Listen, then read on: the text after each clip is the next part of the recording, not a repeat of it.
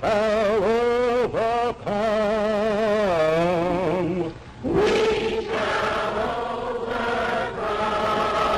overcome.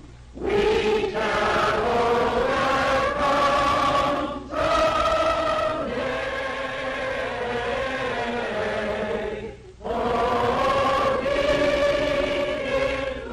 Just 100 years after Lincoln signed the Emancipation Proclamation that freed the slaves, 200,000 people converge on the nation's capital to rally for civil rights.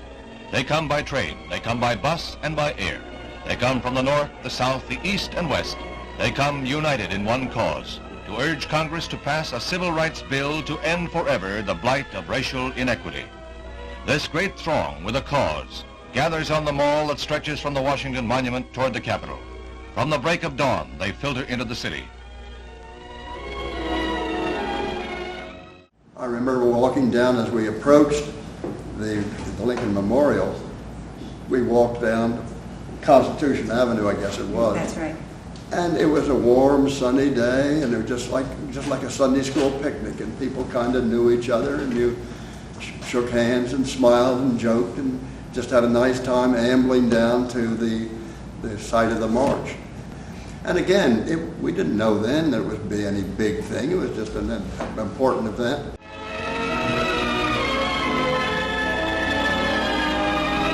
By 9:30, it is estimated that 40,000 had assembled. But it's more like a Sunday outing as they form into groups and discuss the day quietly. They are scheduled to move to the Lincoln Memorial at noon to hear the top leaders of the movement. Those leaders, at the moment, are conferring on Capitol Hill with members of Congress, pointing up the aims of the rally. My name is Francis Brown, Francis G. Brown. I was born right here in Downingtown, in the house where I still live. I was born the year before the United States went into World War I, 1917, August 20, 1917. I grew up in this Quaker meeting where we stand right now. That had great effect upon my life. My name is Deborah Brown Miles, and I was born in 1947 to Francis and Enid Brown, the oldest of their 4 children.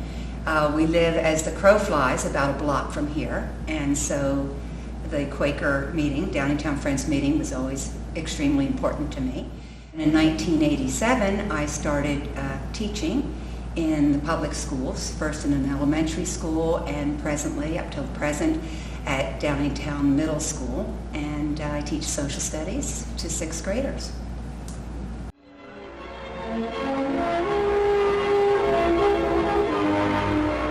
By 11:30, there are more than 200,000 thronging the mall, a crowd that is bigger than the most optimistic forecasts. Now there's a growing animation. It seems as if the demonstrators were finding strength in each other, had discovered their cause was a bond.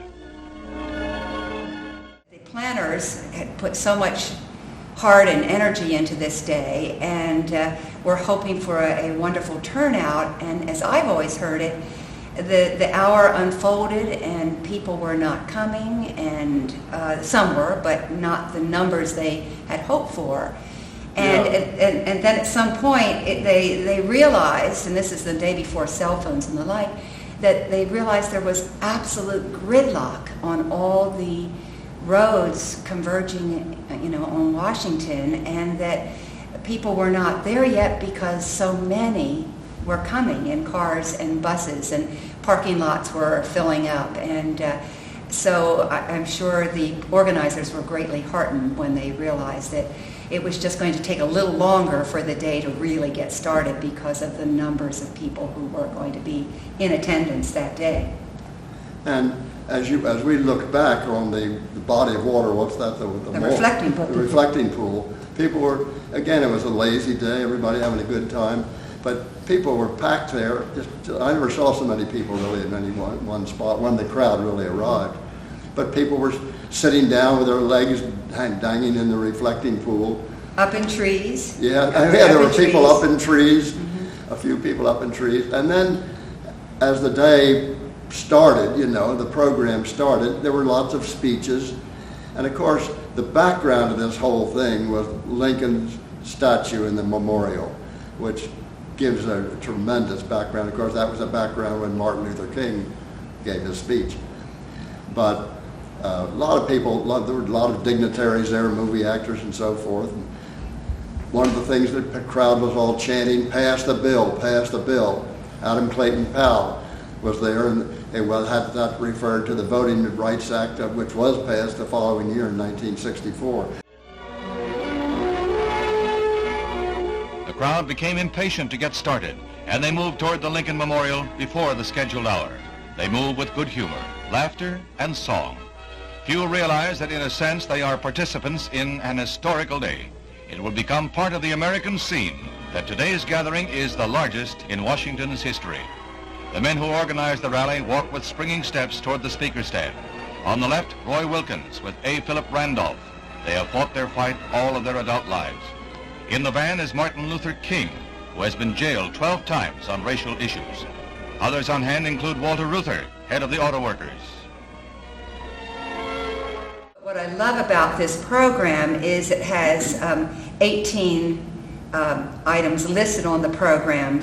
The 16th one is remarks, the Reverend Dr. Martin Luther King Jr., and what amazing remarks those were. No one had any idea what was to come.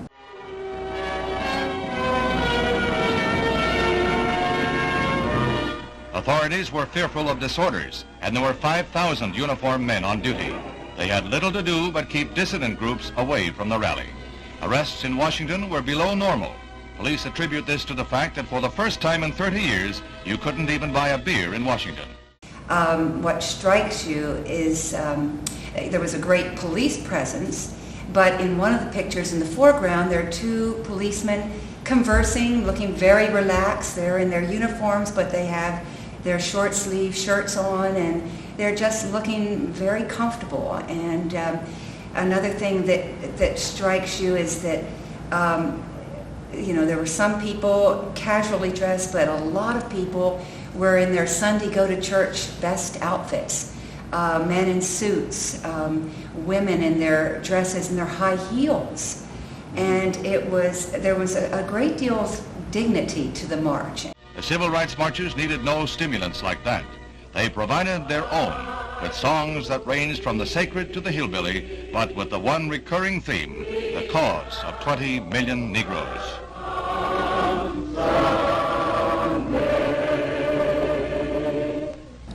It was just a warm day. We were hearing all these speeches. And when Martin Luther King went to that podium, you could just feel the all of a sudden, instead of it just being a quiet little Sunday school-like day, you could immediately feel the power and the tension of that. And we were glued. And I remember when he said that he hoped one day his little black children would be, and white children would be judged by the content of their character, rather than, what was the rest of it, rather than the color of their skin. And when he concluded his speech, and I remember, I think he said at the end, free at last, thank God Almighty, I'm free at last," quoting an old Negro spiritual. The place absolutely erupted. I've never seen anything like it. And little groups of people, 8 or 10 people would all stand, hold hands, and sing "We Shall Overcome." Just kept singing and singing and singing. And it became certainly the most important and moving day of my life. Well, the whole thing could have been a flop, Martin Luther King made a difference. Boy, I tell you, he did.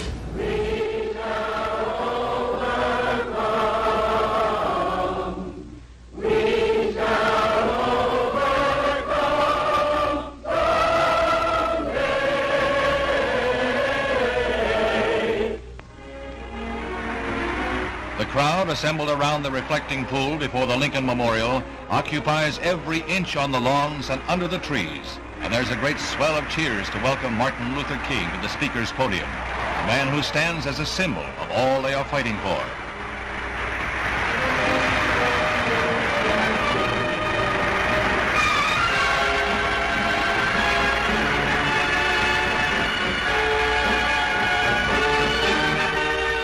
Mr. King and the other leaders are to go to the White House, where the president said that everyone must be impressed with the demonstration of the throng's faith and confidence in our democratic form of government.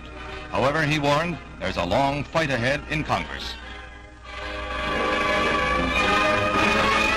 The theme, the keynote, the thought uppermost in minds of all here today is best set forth by Dr. King. He sums up a day the Capitol will long remember. I have a dream that one day this nation will rise up and live out the true meaning of its creed. We hold these truths to be self-evident, that all men are created equal. I have a dream that one day on the red hills of Georgia, the sons of former slaves and the sons of former slave owners will they be able to sit down together at the table of brotherhood. I have a dream. And I like the idea of having kids, whether they come from a Quaker background or otherwise, take ownership of that sentence. I have a dream that one day, ... fill in the blank, figure out what you can be part of and make that difference and contribute to the world going forward. I think that day instilled in me the need to reach out in whatever way one can to deal with events nonviolently and to engage in conversations with respect, with a certain amount of dignity, and that I certainly have taken that forward into my teaching and engaging in conversations and discovery as we learn together.